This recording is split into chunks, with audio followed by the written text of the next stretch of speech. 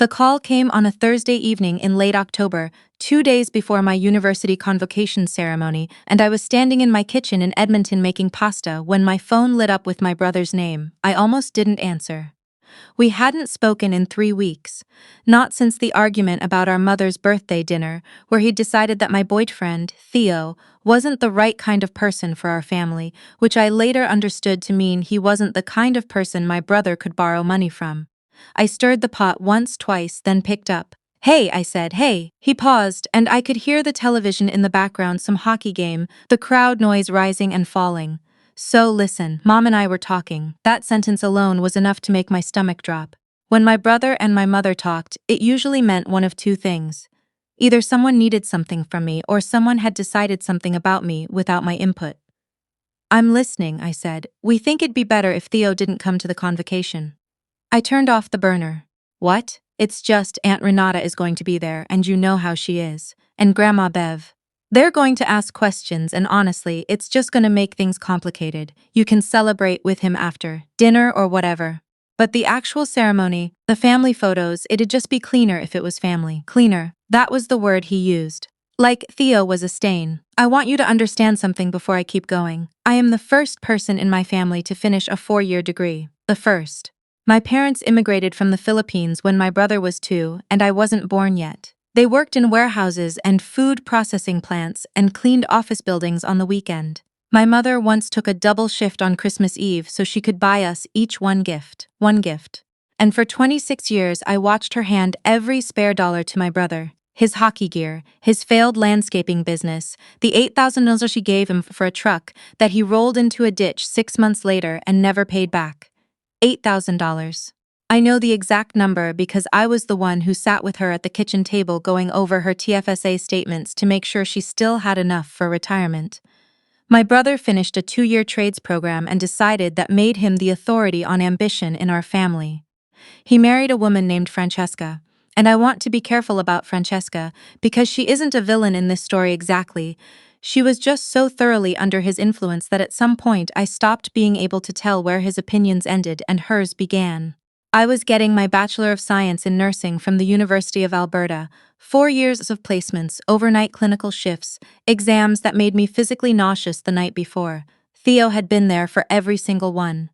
He'd picked me up from the hospital at midnight after a 12-hour placement and handed me a coffee without saying a word, because he knew I didn't have language left in me. He'd proofread my capstone paper at 2 in the morning. He'd driven 6 hours with me to visit my grandmother in Red Deer when she had her hip surgery, and sat in the waiting room for 4 hours without once checking his phone. And my brother wanted him to stay home. "I'll call you back," I said, and I hung up before he could respond. I didn't call back. Instead, I called my mother, because I needed to hear it from her directly. She picked up on the first ring, which meant she'd been waiting. "Your brother told you," she said. "Sweetheart, it's just one afternoon. You understand, right? The family, they have certain, Mom." I closed my eyes. "I'm the one graduating, it's my ceremony, and you're asking me not to bring the person who has supported me through this entire degree." "Nobody is saying forever," she said. "Just for the photos, for Grandma Bev. You know she's old-fashioned." I knew Grandma Bev. Grandma Bev had been saying since I was 12 that I was too serious and needed to smile more. Grandma Bev had once told my mother at a Christmas dinner that she hoped I didn't become one of those career women who wakes up alone at 50. Grandma Bev's opinion had never once improved my life. "I need to think," I said. "Don't be dramatic," my mother said, and then softer, "You've worked so hard, sweetheart. Don't ruin the day over this. I want you to sit with that for a second. Don't ruin the day." As if the threat to the day was me insisting that my partner attend. Not the condition they were placing on me. Not the years of Theo being quietly, consistently excluded from family dinners that always seemed to happen when he was working, of my brother forgetting to include him in the group chat, of my mother asking me, every single time, if I was sure about him, not in a concerned way, in a proprietary way, like she was asking if I was sure about a sofa I was buying. I didn't sleep that night. I lay next to Theo in our apartment on 109th Street and stared at the ceiling and thought about all the things I hadn't said. He knew something was wrong. He always does, but he didn't push. He just put his hand on mine in the dark and left it there. In the morning, I made a decision, and I made some phone calls. The first call was to my friend Harriet, who I'd met in second year, and who had become the kind of friend that you only get once in your life if you're lucky.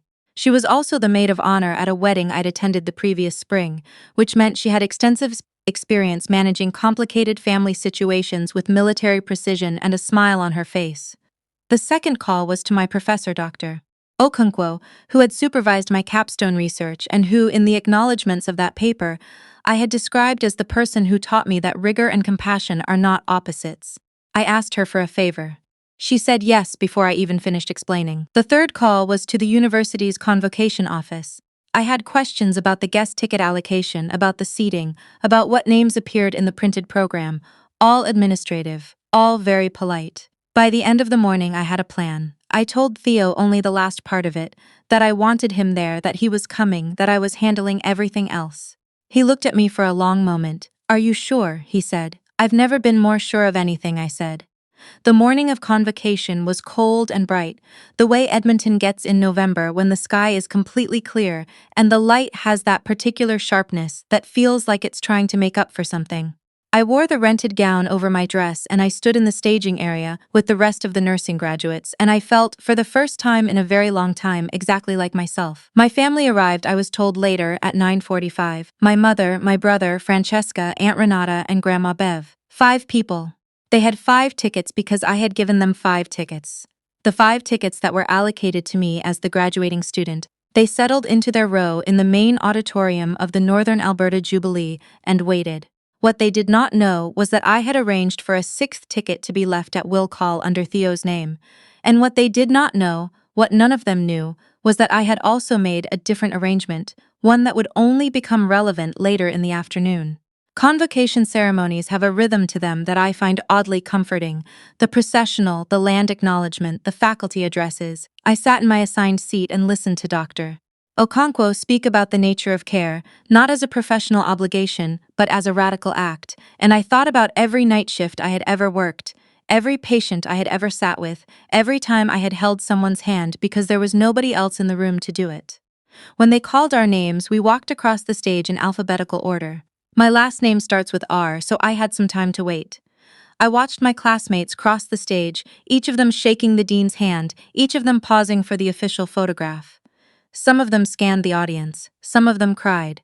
When my name was called, I walked to the edge of the stage. I shook the dean's hand, I turned for the photograph, and in the moment before the flash, I found Theo in the audience, 3rd row from the back, left side, exactly where I'd told him to sit, and I held his gaze for just a second. I don't know if my family saw that. Probably not. They were in the center section, 12 rows closer to the front, and Grandma Bev doesn't see well at distances anymore. What happened next happened at the reception. Universities in Alberta hold post-convocation receptions in the lobbies and common spaces adjacent to the main venue. There are tables with coffee and tea, the little finger sandwiches that nobody is hungry enough to eat but everyone takes anyway, and there is a brief period where faculty members mingle with graduating students and their families. It's casual, it's warm, it usually lasts about 45 minutes. My plan was built around those 45 minutes. My family found me near the window on the east side of the lobby. My mother hugged me first, tightly, and she smelled like the same perfume she'd worn my entire life, and for a moment I felt the particular grief of loving someone who has failed you, which is not the same as not loving them. My brother clapped me on the shoulder. Aunt Renata took a photo. Grandma Bev told me I looked thin. "Where's?" my brother started, glancing around. "He's here," I said simply. The look on his face was something I won't describe in detail because I don't want to be petty about it, but I will say that it moved through surprise, irritation, and calculation in roughly 2 seconds. "We talked about this," he said. "You talked," I said. I listened, and then I decided. That was when Harriet appeared at my elbow, which was her cue. Harriet is the kind of person who can enter a room and immediately understand the temperature of it, and she had been watching from across the lobby. She smiled at my family with genuine warmth. Harriet always looks like she means it, which is either a gift or a superpower, and she said, "You must be so proud of her, she worked so incredibly hard." My mother nodded. My brother said nothing. "There's someone who'd like to say hello," Harriet said, and she stepped slightly to the side. Dr. Okonkwo crossed the lobby toward us. I should tell you something about Dr. Okonkwo. She is one of those people who fills a room without trying. She has a particular quality of attention. When she looks at you, you feel like you are the only person in the building, and she has the kind of professional reputation that precedes her into every space she enters. She has published research that has been cited internationally. She sits on provincial health advisory boards. She was the keynote speaker at the Canadian Nurses Association conference 2 years running. She is also one of the most genuinely kind people I have ever met, which in my experience is unusual for someone with that many credentials. She walked over to my family and she extended her hand to my mother first. "You raised someone extraordinary," she said. "I don't say that lightly. In 15 years of teaching, your daughter is among the most dedicated students I have ever supervised." My mother's face did something complicated. I watched her absorb those words, really absorb them, not just hear them, and I saw the moment she understood that there were people in my life who saw me in ways she hadn't. Dr. Okonkwo turned to my brother. She shook his hand too, with the same warmth. She didn't know what he'd said to me. She didn't need to. She was simply there in the way I had asked her to be there, as a witness to who I actually was. "You must have done something right," she said to my mother, "for her to have this kind of resilience." Grandma Bev, for the first time I can remember in approximately 20 years, had nothing to say. And then Theo was there. He'd come across the room quietly, the way he does everything, and he was standing just behind my right shoulder. I reached back without looking and took his hand. My brother saw it, Aunt Renata saw it, my mother saw it. "This is Theo," I said. Not introducing him like he was new, not explaining him, not apologizing for him, just naming him like he belonged there because he did, Doctor. Okonkwo greeted him warmly and they spoke for a few minutes about the nursing shortage in northern communities, which Theo knows something about because his sister is a nurse practitioner in Fort McMurray. My family stood slightly to the side during this conversation. I watched my brother's jaw work. Then Dr. Okonkwo excused herself to speak to another family, and it was just us. I want to tell you about what happened next carefully, because I have thought about it many times since and I want to make sure I describe it accurately. I am not a person who rehearses speeches. I don't have a talent for confrontation. What I had prepared was not a speech. It was just the truth, organized. "I know you both wanted today to look a certain way," I said. I was speaking to my mother and my brother both, and I kept my voice level because this was not a moment for volume, and I understand why. Appearances matter to this family. They always have. "This isn't the place," my brother said. "I know," I said, "but I want to say this once in front of everyone who's here, so that it's said clearly and doesn't get reinterpreted later." I looked at my mother. "Mom, I love you. I know how much you sacrificed, and I have never once taken that for granted. But for the last 4 years you have been asking me to keep my life small so that other people are comfortable, and I'm done doing that." My mother's eyes went bright with the beginning of tears. I held her gaze. "I didn't ask Theo to stay home," I said, "because he has been here for every single step of this degree, and he deserved to be in that building today just as much as anyone else. More than some people, honestly." My brother started to say something and I turned to him. "I know you don't like him," I said. "And I've spent a long time trying to figure out why, and I've landed on the fact that it doesn't matter. He's not going anywhere. And if you want to be in my life, which I hope you do, because you're my brother and I love you even when I'm furious with you, then you're going to have to find a way to make room for that." Francesca, to her credit, looked at her shoes. Aunt Renata said, "Oh my," very quietly. Grandma Bev, I noticed, was nodding. Just very slightly. I don't know what that meant. I chose to take it as something. My brother said, "You've embarrassed us in front of your professor." "No," I said. "I introduced my partner to my family. At my graduation." Which is a completely normal thing to do.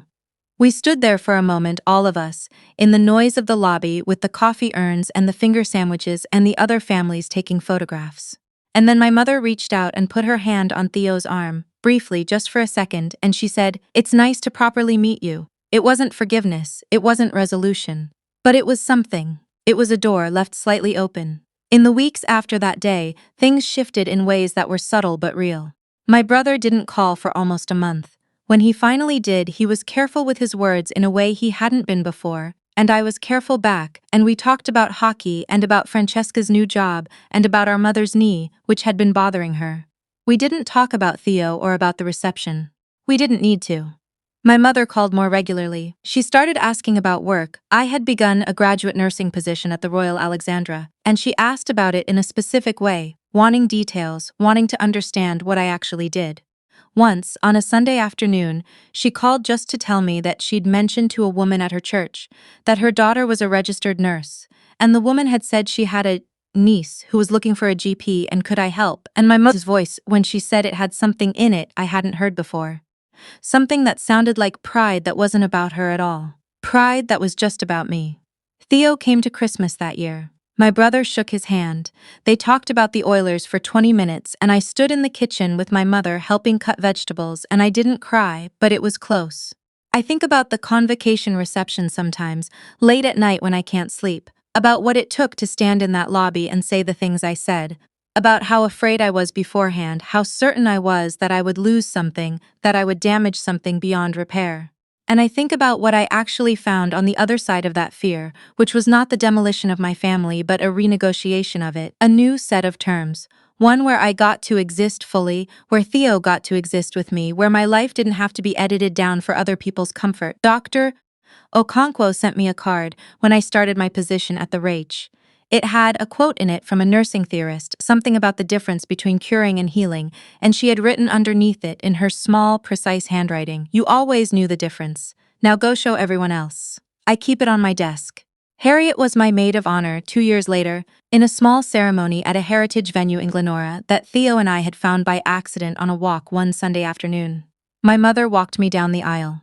We had asked her to, Theo and I together, and when we did, she put her hands over her face and cried for a long time and then said yes. My brother gave a toast that was funny and embarrassing in the way that sibling toasts are supposed to be, and at the end of it, after the jokes, he raised his glass and said something that I don't think he'd planned to say, because his voice changed when he said it. He said, "I know I haven't always made it easy. I'm working on that." It was enough. It was more than enough. We drove away from the reception in Theo's car, the same car with the broken heating fan that only works on the highest setting, so you're always a little too warm in winter, but you stop noticing after a while. The city lights were on. The river valley was dark below us, the North Saskatchewan wide and quiet in the November dark.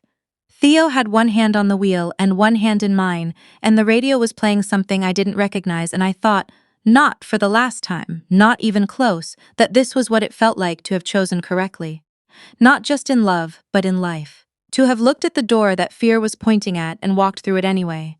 I am not the first person my family has disappointed, and I am not the last person who has had to decide, at some crossing point, what they are willing to accept and what they are not. But I am the person who made that decision in a university lobby in Edmonton in November, with coffee cooling in paper cups and my professor's kind eyes and the hand of the man I love, and I do not regret a single second of it. That is the only thing I need you to know.